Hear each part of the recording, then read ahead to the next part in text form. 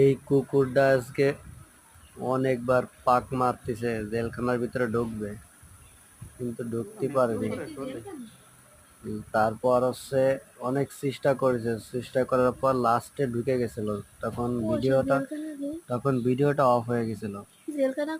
এই যে জেলখানা আছে এটা, তো জেলখানার গেট এটা। এই কুকুরটা অনেকবার ঢোকার চেষ্টা করেছে।